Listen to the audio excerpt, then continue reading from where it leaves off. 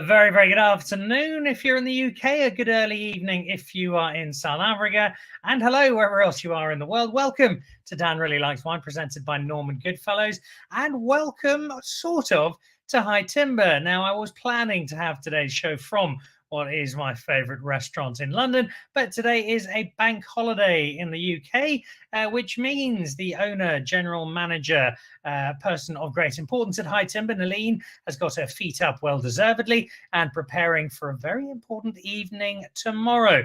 And so instead, I find myself sitting somewhere in the north of London in my sister's home, preparing for that aforementioned night tomorrow, which is the core of today's show. We celebrate the Nickel Foundation bringing together a few friends, some great wine, and the chance to eat some terrific food, all for an excellent cause.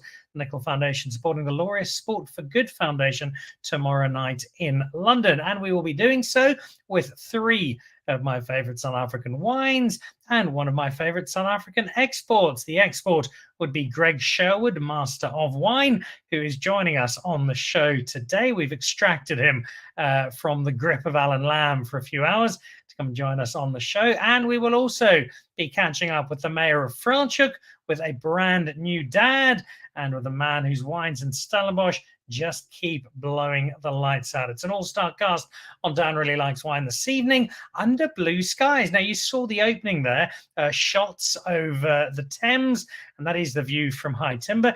And you probably thought, well, that's Ronaldo, Dan's star producer, who's gone and doctored them all and taken out the usual grey skies of London and replaced them with blue. Well, there's actually blazing sunshine all across the city today.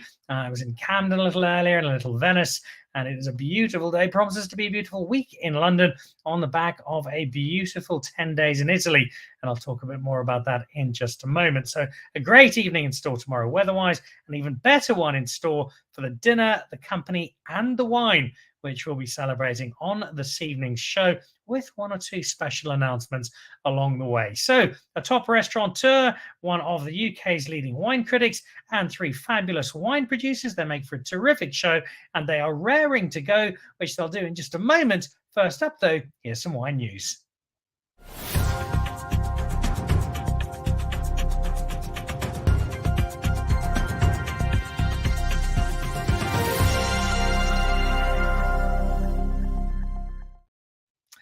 All right, now this is pretty much all signed, sealed, and delivered. But if you ask us very nicely, or mainly if you ask Neleen very nicely, we might just be able to sneak you in. This is tomorrow night. The reason we are gathered on this evening's show, I will be at High Timber.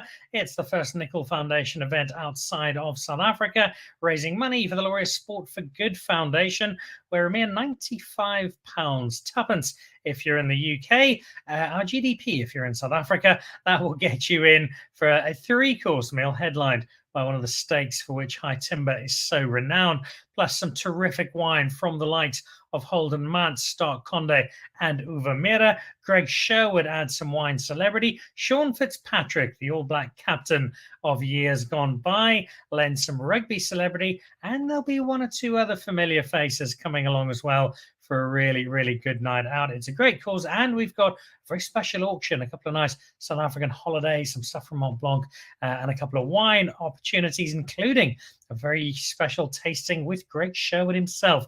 All that is up for grabs tomorrow.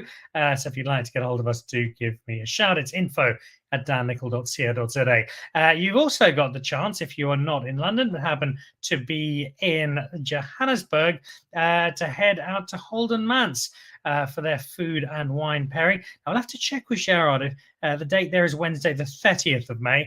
It's either Tuesday the 30th or Wednesday the 31st. I'll check that with Gerard in a moment. I think it's Wednesday the 31st. Old Oak is not normally open on a Tuesday. So look out for that Wednesday night, I think.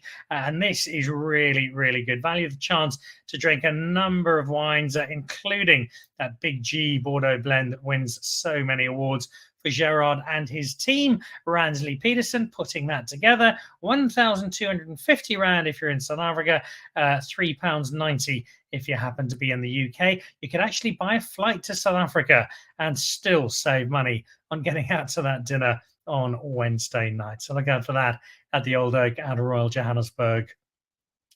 Then the La Motte wine tasting. This will be Monday next week. I'm back in Johannesburg, and I'll be down at Norman Goodfellows in Fourways, where I'll be running through a selection of the newer La Motte range, tasting that wine. We'll be doing the live show from there beforehand, and then from 6 o'clock, tasting through that La Motte wine. There'll be snacks as well. Head over to the Norman Goodfellows website if you would like to come and join us and taste through that range of La Motte wine and get a celebration of Franschhoek. That's coming up next Monday, the 5th of June. And then just a few images. I had to mention this. This is from Saturday night. It was my last night in Italy.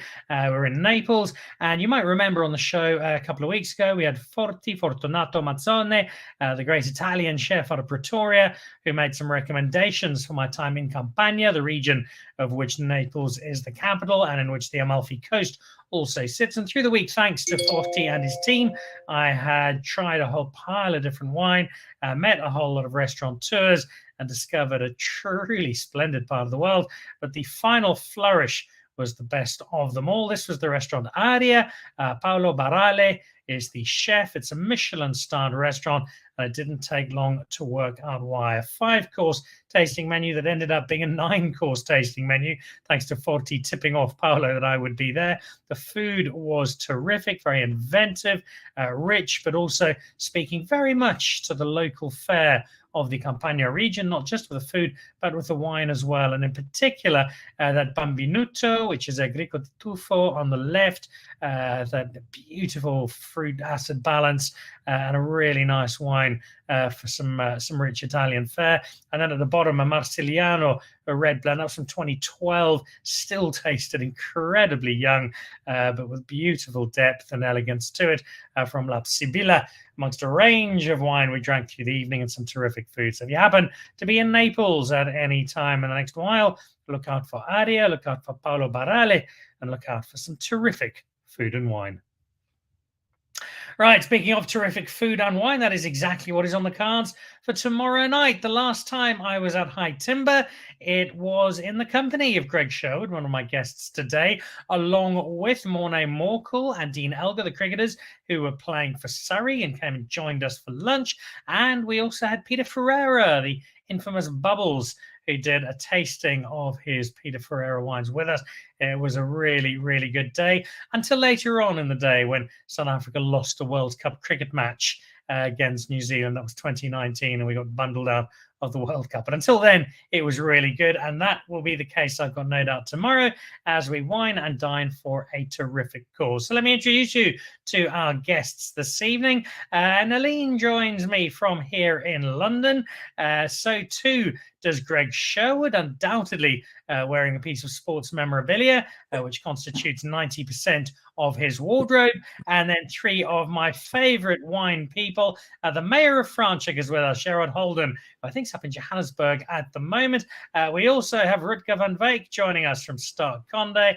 And we say hello from Mira to Christian, who is with us as well. Christian Kutsia, who runs the operation down in Stellenbosch. Guys, welcome. Lovely to have you all with us, and thank you.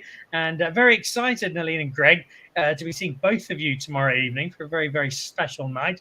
But I must kick off with Rutger and say, first of all, Rutger, congratulations. And secondly, how on earth are you looking as wide awake as you do, given that little Van Wyk number 2 arrived just a week or 2 ago?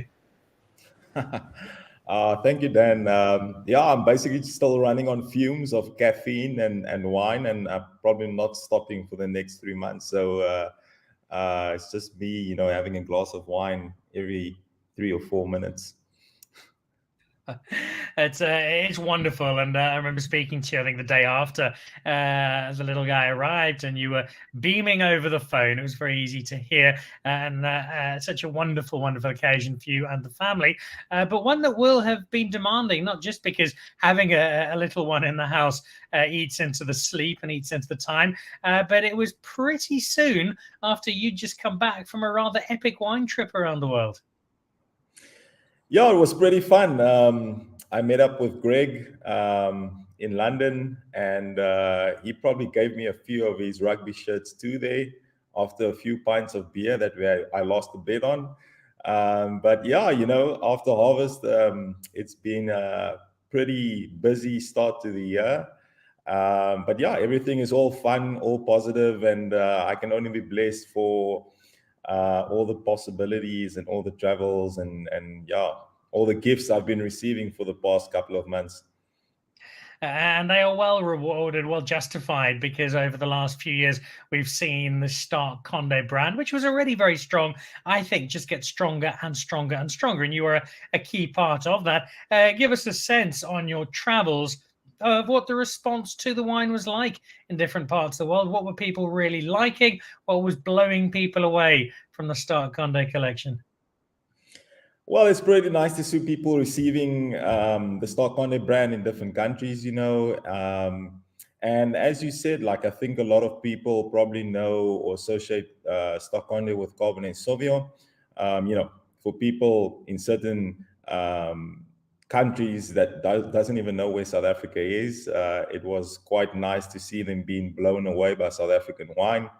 And yeah, for the punters and the wine geeks that already know Stark-Condé, tasting a few of the white wines. And it was all just fun and games, you know, having good wine, good food, good laughs around the table. And it just, you know, put more idea in my head that, you know, I'm really enjoying my job at the moment. And we only going upwards from here, you know, like I'm slowly starting to understand what our vineyards are all about and our region and our estate. And the vineyards are starting to talk to me, or I don't know if that's just the amount of sleep, you know, that I'm receiving these days, but I pretty much know what all the vines are all about these days. Well, check in with us if they're still talking to you in a couple of weeks' time, and we might need a visit off to the doctor.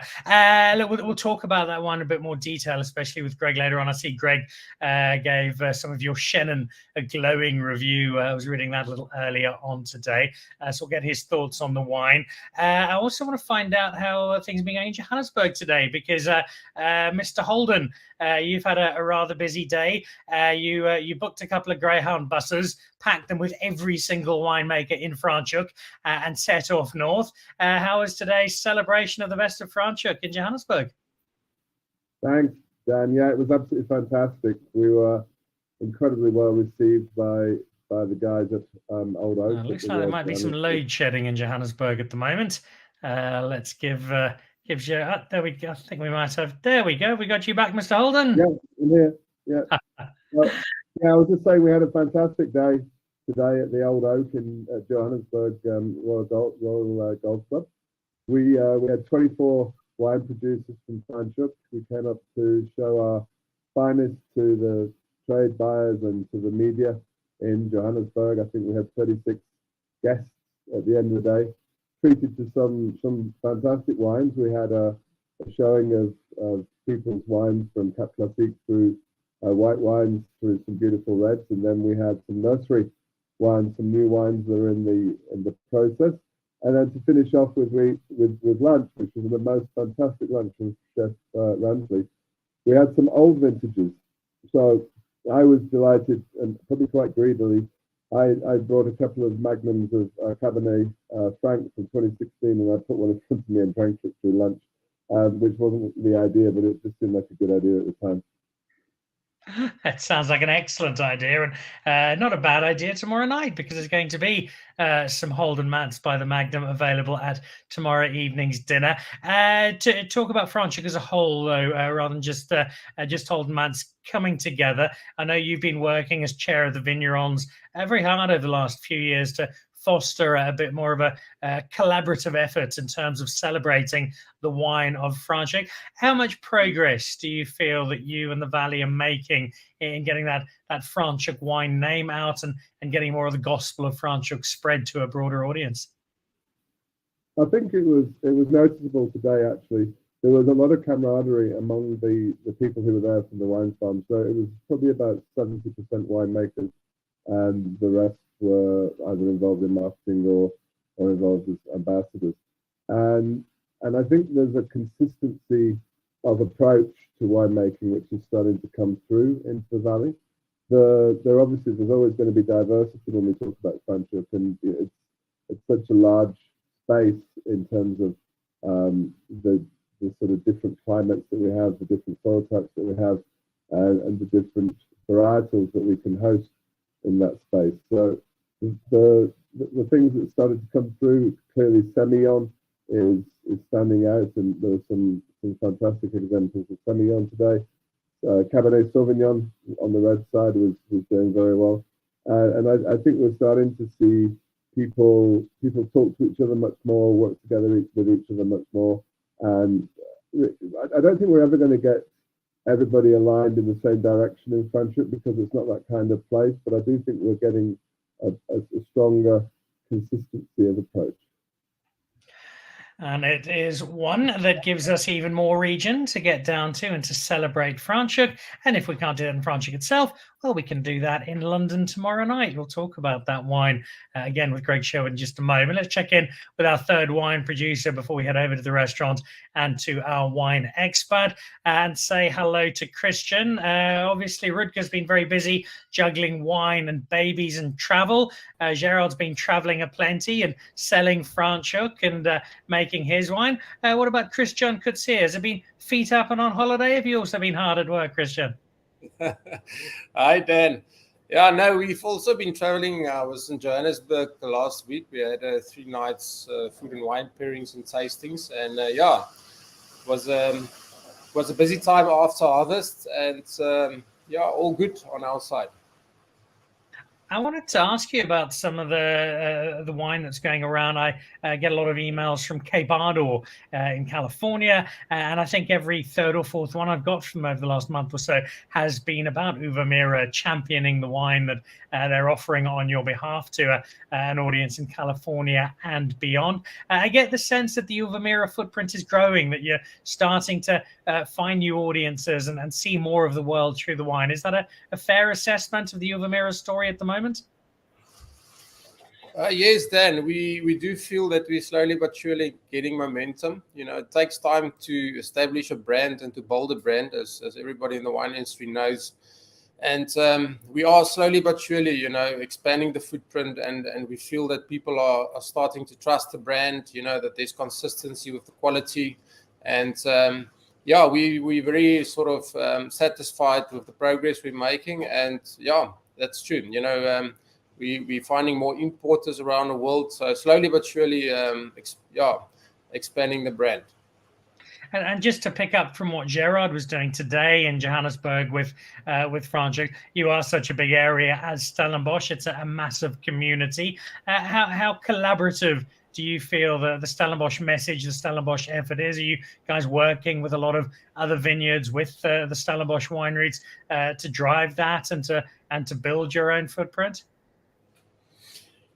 Yes, Dan. I mean, Stellenbosch is the oldest wine region in South Africa, and Elmery from Stellenbosch Wineries is doing a fantastic job. You know, Stellenbosch has always been in the forefront when it comes to innovation, and I think in terms of quality as well, per capita, we've always been the region with the most awards per capita.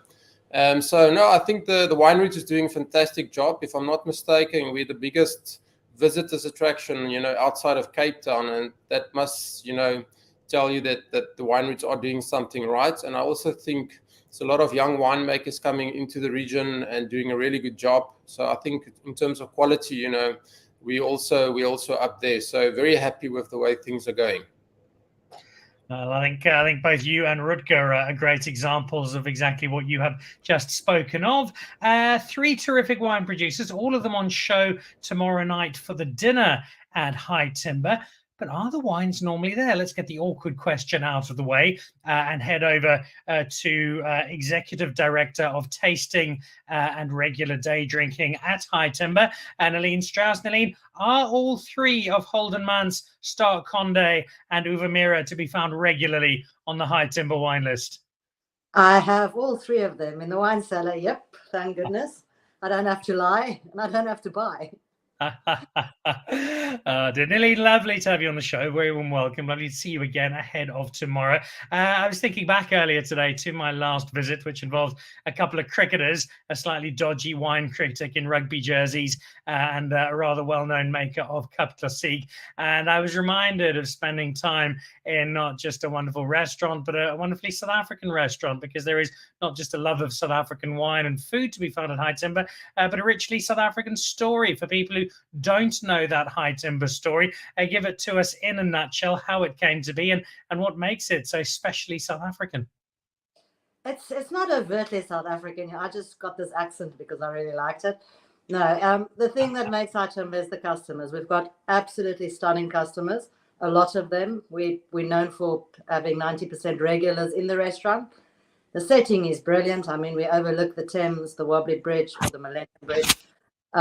We overlook Tate Modern, Shakespeare's Globe Theatre. So it's in an iconic spot in London. I'm lucky to have some staff left after that horrible pox disease, but they're fantastic. I've got a great head chef at the moment, Jay Bond. You will taste his food tomorrow. But I think it's also important, seeing that Sean Fitzpatrick is hosting it, just to let him know we do not have a waitress called Susie. So there will be no food poisoning for any New Zealander. Yeah, he messaged me a little earlier. I suspect that was going to be one of his next questions. The South African link is not just the accent that you've practiced very hard. You've got it done really nicely, Neleen. Thank you. Tell me about the friendship with the Jordans and how that plays into the restaurant. Well, it's an awkward story. The Jordans have always been friends of mine. I think I met them in the 90s in Johannesburg when I was running Brown's restaurant. And I set up Vivat Bakkers here for Brown's and then wanted my own place. And the Jordan says, we want to be your business partners. And I said, forget it, you're my friends, you know. And restaurants go tits up every 5 minutes. I don't want to do that to you.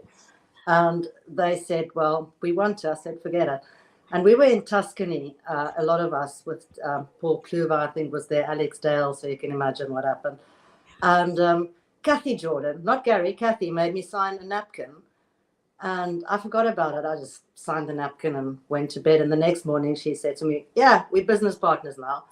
And that's literally true how it happened. And, well, I just took it, and thank goodness we're still friends. Actually, we're better friends than ever before. They've got a fantastic spot in East Sussex, a distillery and a winery called Mouse Hall. Christy, their daughter's running the gin side, and the gin is fantastic. It's won all sorts of awards. We use it in our Negroni, and we're known for our Negroni and our steaks. And Gary and Kathy are looking after the vineyards. And I don't know when the first stuff will be bottled, but Gary won't put anything in a bottle unless it's not perfect. So, yeah. And I've got the Sophia you have for auction that he's promised you for tomorrow night. So all good. Yeah, the Gary Jordan story. It is a multifaceted narrative along with Kathy, and part of it is High Timber. You mentioned the struggles of restaurants, and it's a very serious and a very valid point. Restaurants, more often than not, don't tend to last terribly long. Yours has certainly done anything but, though. You have continued to not just get through a nasty pandemic, but to flourish.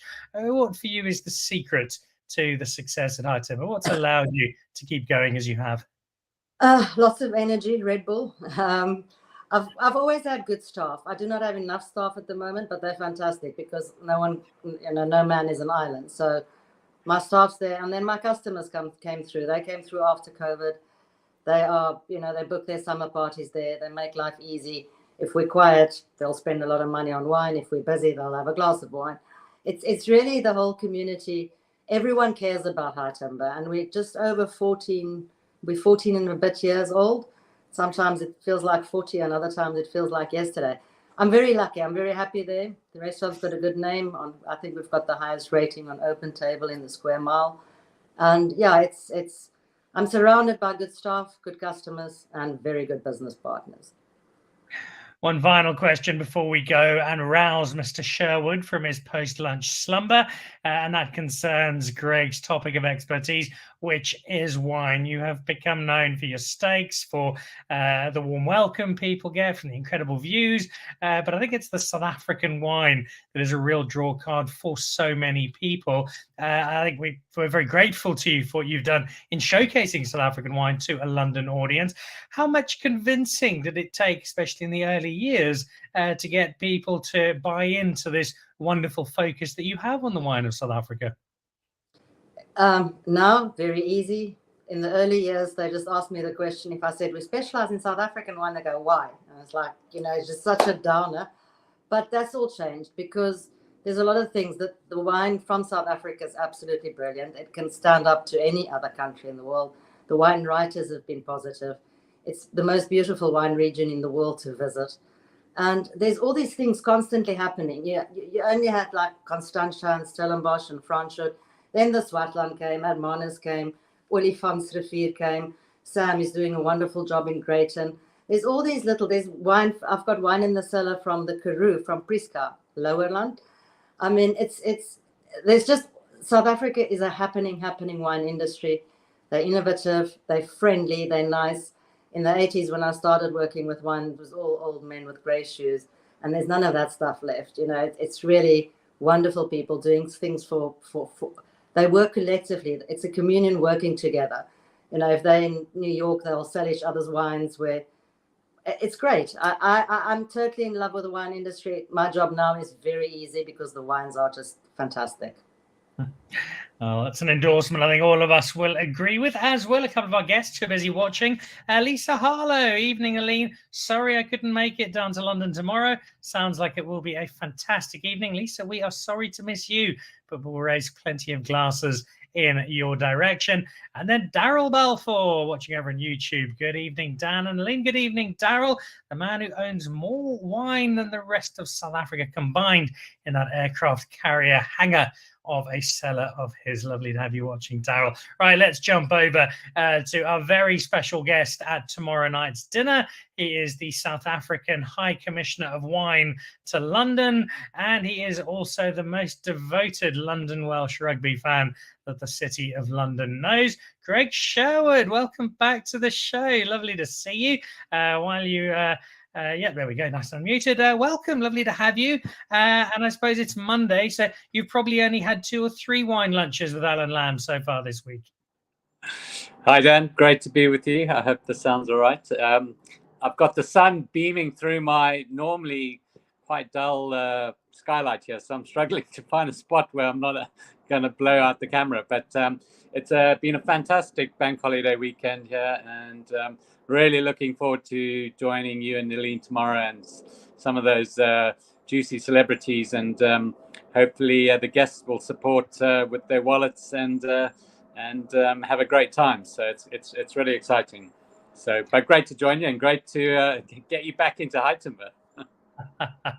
Very excited to be there. Let's talk a little bit about high timber before we jump into the wine specifically. I've already mentioned a number of the reasons why we enjoy it so much. I think Neleen is a huge part of it, obviously. The views, the steaks, but that wine at high timber, it's not just here's a big chunk of South African wine and let's support South Africa. It's a very carefully considered and carefully chosen wine list that does reflect a really great section of South African wine.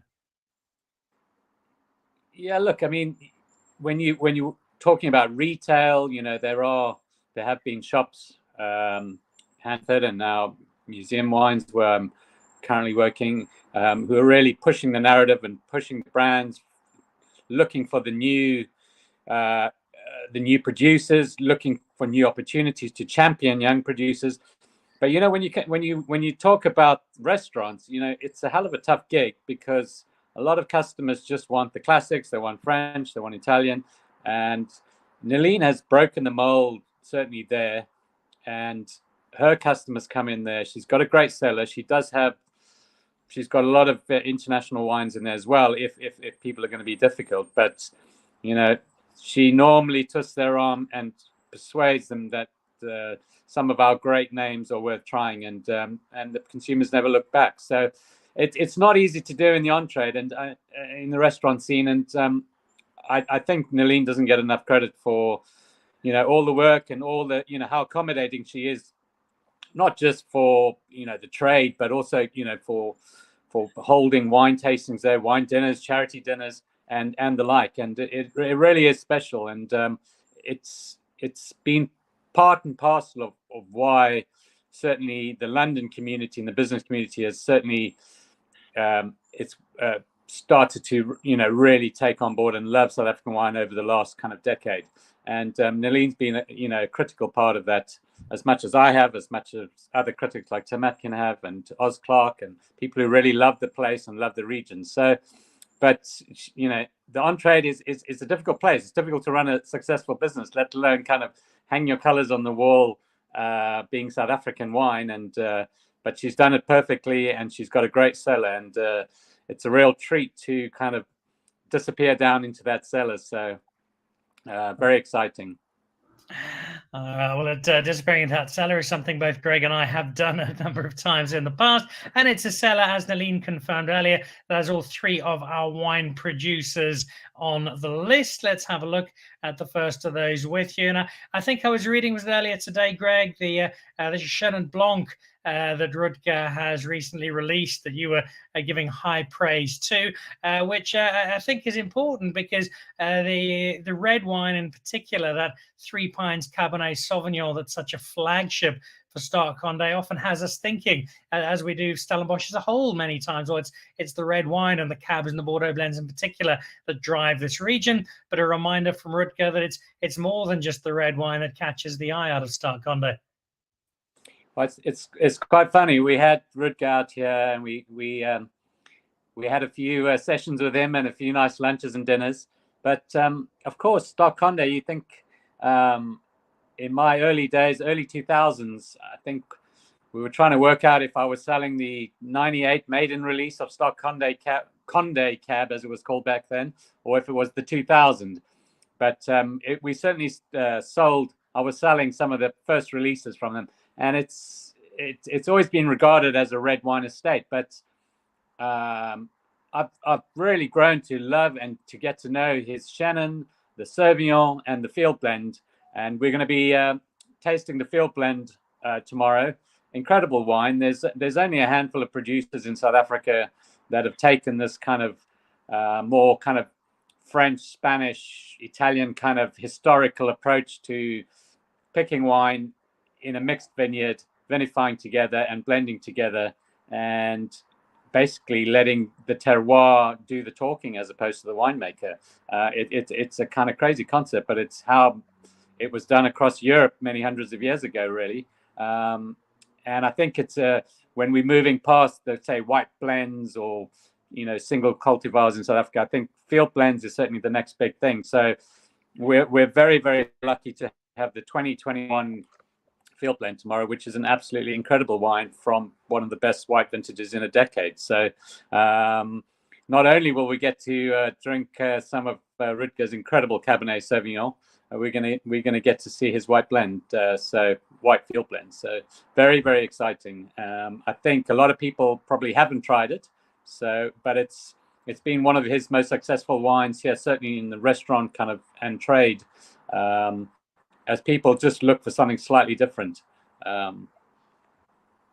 Well, let's jump over to Rutger. Your red wine we know so well, and my cellar, I was going to say, is usually quite full of Three Pines, but I am in London and my wife is back in South Africa, so I know that Three Pines is disappearing as I speak. But you've got a white wine here, one of several that Greg is giving very high praise to. How do you balance, on one hand, having such a great name for making your Cabernet Sauvignon, for leading with that flagship red, but on the other hand, having the ability to make some really good, some really exciting white wine as well? Yeah, Dan, I think it's all testament to the property, the soil, our terroir, as the French call it. I think it's a very special site. And I am quite fortunate and lucky to be able to make the wines from this property. We have amazing soils that grow top quality Cabernet Sauvignon. But actually, the more I think about it, like the versatility of the different styles of wines that one property can make, it's actually crazy. And yeah, it keeps myself on my toes. You know, I'm still considering myself fairly young.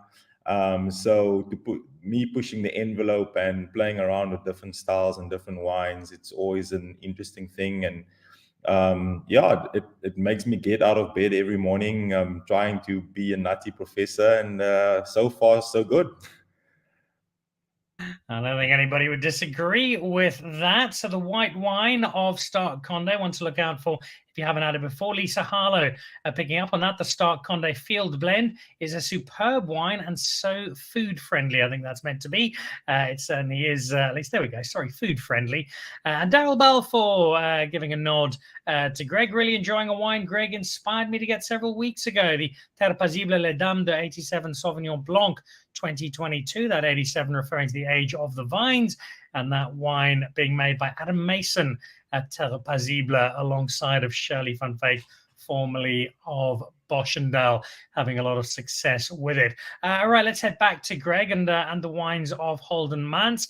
We've got some magnums, I think, to look forward to tomorrow evening. I think every week I get some sort of notification, Greg, that the Holden Manz team has won another award somewhere from assorted competitions and judgments. And for a relatively young space, Gerard's had a big impact with his team. And I think an impact not just in the quality of the wine, but people having a very keen understanding of the style of wine of Holden Manz, and that they're guaranteed not just quality, but a consistency of quality.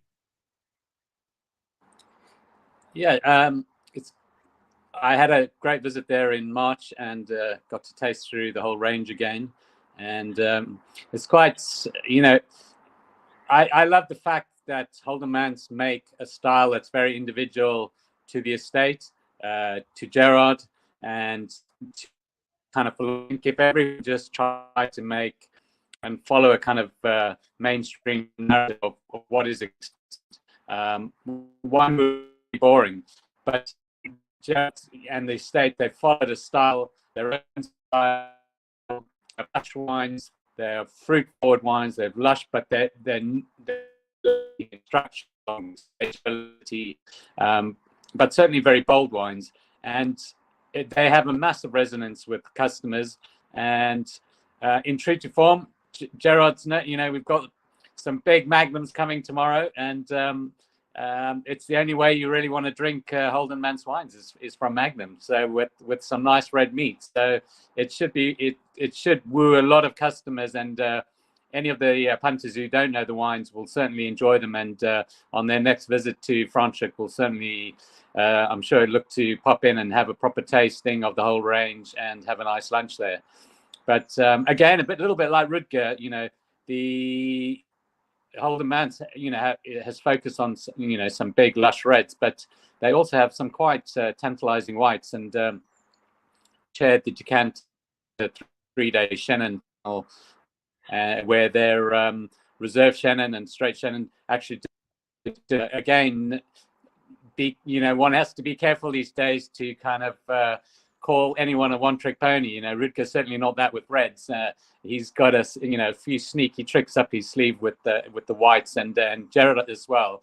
And if white and red isn't your thing, you know, I've tasted some, you know, fantastic rosés at Holden Manz too. So, but ultimately, if you're going to drink some lovely plush Holden Manz reds with some great steaks, it's got to be from Magnum, surely.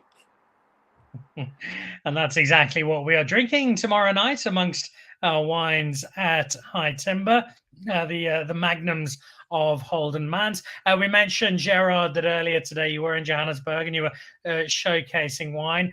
We spoke about Franschhoek as a whole. What was catching the eye from the Holden Manz selection in terms of the guests you had today? What did Johannesburg think Gerard Holden is doing particularly well at the moment?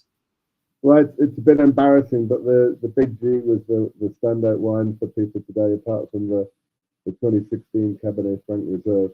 But I do want to say I was sitting next to Adam Mason during the event today, and his Terre Paisible Sauvignon Blanc was absolutely outstanding. So I'm looking forward to to having Adam over and getting Thierry together and getting them in the cellar and having a good old natter, and I'll sit in the corner and just taste what comes off the side. I think what's really important about our little corner of Franschhoek, we call it the bow hook, and it's the southernmost corner of Franschhoek, and it's the wettest, it's the coldest, it's the hottest, it's the windiest. And between ourselves, Bochum Kloof, who are next door to us, obviously Rob's place on the sort of high ground above us at Haute Espoir, Stonybrook next door, Labrie. We've got some great red wine making terroir there, and I think it's just it is. We are lucky in that we've got a great place to grow red varietals. So that's kind of what we're doing. We're doing what the ground talks to us about. And just very quickly, there was the rosé mentioned there by Greg. It's been a continuing story for you. It's been a continuing story for South Africa over the last few years. The development and growth, and I think the maturity of South African rosé. You've got the two of them, both very distinctive and tributes to the kids, which I know you are particularly proud of. Are you still feeling momentum to South African rosé in general and Holden Manz rosé in particular? Absolutely. The Roscoe Rosé, we made 20,000 bottles last year. We made 25,000 for the current vintage. We're about 3,000 or 4,000 bottles left, and we're bottling the 2023 in July. So I think we'll just about get there. Hero Rosé, we're trying to keep to about 4,000 bottles. We want to keep it sort of a bit more premium and a little bit more sort of difficult to find, but the interest from the Gulf is very strong. We sent, I think, 4 pallets to Abu Dhabi recently of the Roscoe Rosé, and we're getting some interest there from China on the rosé side. So I think South African rosé, as long as it's made well, and we try and copy the Provençal style as much as possible. Thierry, our cellar master, was born in Corsica. His father was a rosé winemaker in Corsica. And Thierry's made a bit of rosé in Provence in his time. So we're trying to sort of show that style, but with very much a South African stamp on it. I see Daryl Balfour is picking up on the Magnums with one of the great quotes of the wine world. Magnums are great for 2 gentlemen over lunch, especially if one is not drinking. And that's Churchill, not Alan Lamb. I think with Lammy, it's more the double Magnum that would apply to that particular call. Greg, let's have a look at our third and final producer joining us tomorrow evening at High Timber for our dinner with the Nickel Foundation in support of Laureate. And again, I looked at something I think you wrote in the last week or two. We've spoken about how there is great wine coming out of Stark-Condé, aside from just the reds we know so well. Tell me a bit about Uva Mira and the Chardonnay story, which just seems to get more and more impressive by the vintage. Yeah, it's quite a funny one, because I've obviously, when I've lived in the Cape, I've known and tasted occasionally the Uva Mira wines. They're quite hard to get often, and I'd never visited the estate until March. But a fantastic winery, and just, I mean, what incredible precision, and what a tight ship that Christian runs there. Focus, more precision, and I suppose in the true sense, there's a block of Chardonnay next door, which the winery kind of looks down onto, which the Mother-Nose take, and we know how kind of perfectionist Andre is, but I can tell you Christian's not far off with his precision there, and it comes through in the Sauvignon Blancs, which I do absolutely adore. It comes through on all 3 Chardonnays, which are all super quality, but all just slightly different.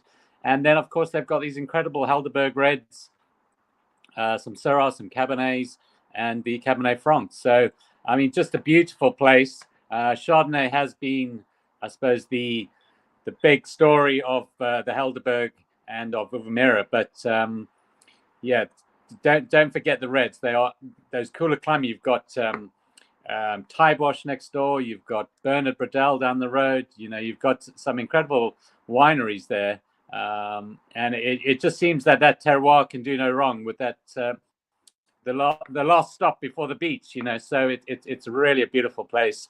And hopefully the urban encroachment doesn't come too quickly, because we need those vineyards for all these superb wines. But I had a fantastic visit there in March. Christian did a masterclass through all the vintages and new vintage releases, and it was really, really fascinating. Reviews and scores coming soon on my website. All right, and very quickly, and I have to say this when you're having a conversation with Greg, because he gets very enthusiastic about his wine. The Cabernet Franc we're going to be drinking tomorrow night. We'll get an introduction to Christian in a second, but this is some very special wine on the table.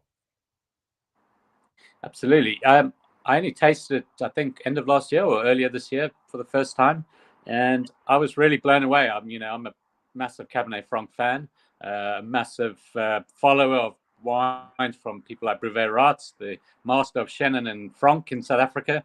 And when you come across a new Cabernet Franc that you've not had before, that really kind of sets you back and makes you think.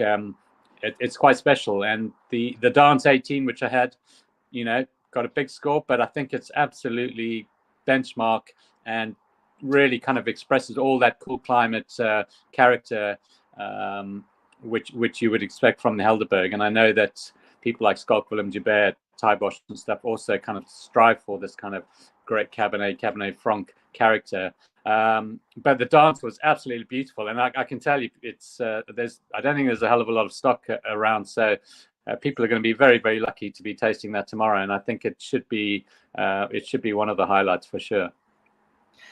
Christian, thank you, because you guys have been very generous in providing us with an exceptional Cabernet Franc, and a Cabernet Franc which I think says a lot about where we are with the varietal in South Africa. It's still not too distant to memory that Cabernet Franc was only really seen hidden away in blends somewhere. Norma Radcliffe amongst those leading the charge, but the single varietal Cabernet Franc is still a reasonably recent feature in mainstream South African wine. You guys have not only got hold of that, but done it quite superbly. What allows you as Uva Mira to take Cabernet Franc and to create something that is just quite so magnificent?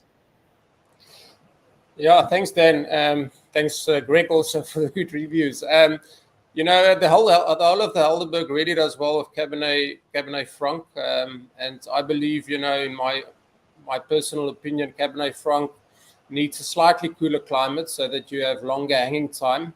The variety inherently, has got quite a lot of green character, so it can easily, become over herbaceous and very herbal. So I think if you get very good phenolic ripeness, and you get that normally when you have a really good long hanging time, if you get Cabernet Franc phenolically ripe, it is one of the most noble varieties in the world at the end of the day then. So if you plant it at the right place, we've got really nice altitude where we are. That Cabernet Franc sits at about 350 meters above sea level, only 9 kilometers from the Atlantic Ocean. So that gives us a really nice cool climate, and with that cool climate, we can get really optimal phenolic ripeness, which gives you this beautiful, elegant sort of style of Cabernet Franc. Well, that's the wine amongst those we are drinking tomorrow night at the dinner at High Timber. A word quickly from you, Christian, as I did kick off the conversation on your wines with Greg about it. Chardonnay. I've seen a lot of people drinking Uva Mira Chardonnay. I think we've had a conversation on the show about Uva Mira Chardonnay as well. But it's a very happy place for Uva Mira Chardonnay. Yes, absolutely. The property has always done well with Chardonnay. The first release was in 2004, which in 2006, I think, won the IWSC, best Chardonnay in the world. So it's had a long history, and we've paid a lot of attention, to the terroir, and, sort of focused in on which pockets does what for us. And it's just a very special property, the cool climate property with the beautiful granitic soils. And, that's why the Chardonnay is happy here. As are those people who get to drink that Chardonnay. It's the Cabernet Franc that'll be part of tomorrow, part of a three-course meal, some terrific wine, some really nice guests, headlined by Sean Fitzpatrick, who'll explain how he always dreamt of being a Springbok, and Greg Sherwood chatting a little bit about some of the wine through the evening. Neleen, just a reminder to everybody what is on the menu tomorrow, and why for you. And I hope this is the case. Is this an evening you're particularly looking forward to? I'm looking forward to the wines a lot. They must all be double decanted. Some must be triple decanted, and we'll sort that out. On the menu, we've got rooibos tea smoked salmon with breast cucumber. Then we've got our famous ribeye steak with chips, and I don't know what sauce Jay will give on the side. And we end off with the traditional proper malva pudding, because we can. And the opportunity, I suspect, to stay on a little later on in the evening for an extra glass or two. Just a final word from you, Neleen, before I jump back to Greg. Just beyond the dinner tomorrow, it's obviously somewhere that people are welcome to come and eat and drink wine beyond just tomorrow evening. And I think that the philosophy that's always come across to me whenever I come and join you guys at High Timber, it is very much one of celebration of South African food and wine specifically, but just great food and wine in general. Yep, we try. If the weather was any better, it'll be better. But thanks for bringing the sun, because it's quite beautiful in London today. Yeah, it's, I mean, we treat our customers like the way we want to be treated. They become family, they become friends, they look after you. Very lucky. All right. As are we. Super excited for tomorrow. All right. Well, I can tell you this is probably some good news for you, Neleen, because you can choke down on security a little. It looks like Alan Lamb and Winnie Bowman won't be able to join us, so that makes it a far less dangerous evening. Greg, just to wrap up, we've got a couple of items up for auction tomorrow evening, a couple of South African holidays on the cards. There is also the opportunity, I think, to do some wine tasting with you up for auction. Yep, absolutely. So I will be donating a bespoke tasting with myself and South African wines versus the world, and this will be offered to a group who can use it to entertain with their friends and family, or they can use it as a corporate entertainment gift or to bring in clients. So a great opportunity all around. All the wines will be taken care of by myself, and obviously the time and effort. So quite a special event. So something to look forward to, and it's always great to take people on the kind of journey, and there may be the odd blind wine thrown in there to between South Africa and the world. So just try and break a few perceptions, and we've certainly got some of the greatest wines in the world, and once people taste them, they know all about it. And I love the fact that people can, at this prize, they can introduce it to their friends, or in fact use it as maybe as a corporate entertainment prize, or with some clients or something. So certainly something to look out for, and worth bidding on. There's also the chance, we've got some stuff from Mont Blanc tomorrow, and a chance to chat to Sean Fitzpatrick with a Rugby World Cup imminent, and there'll be one or two other guests you might recognize as well on a very special night as the Nickel Foundation joins the High Timber team and wine of Mira, of Holden, Manz, and of Stark-Condé, plus Greg Sherwood and the Museum Wines team for a really, really special night out. Final one, just quickly before we go, Gerard, jumping back to you. Next month, rather important month for Norman Goodfellows, for Holden, Manz, and for Dan Really Likes Wine, because you've got some visitors on the horizon, Gerard. Sounds like it. Yeah, we're looking forward to it.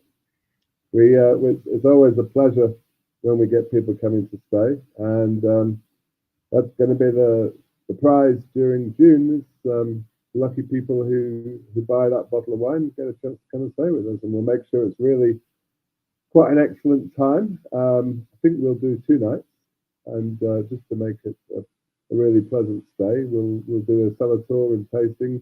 If we can organise Thierry to be there, our cellar master, That'll be fantastic. I'll obviously be there as well, and we'll look forward to rolling out the red carpet for them. So there we go. I'll give you some full details on that on Monday of next week when we announce the winner of our competition from the guys at Hood Cabrier, Takwan and team.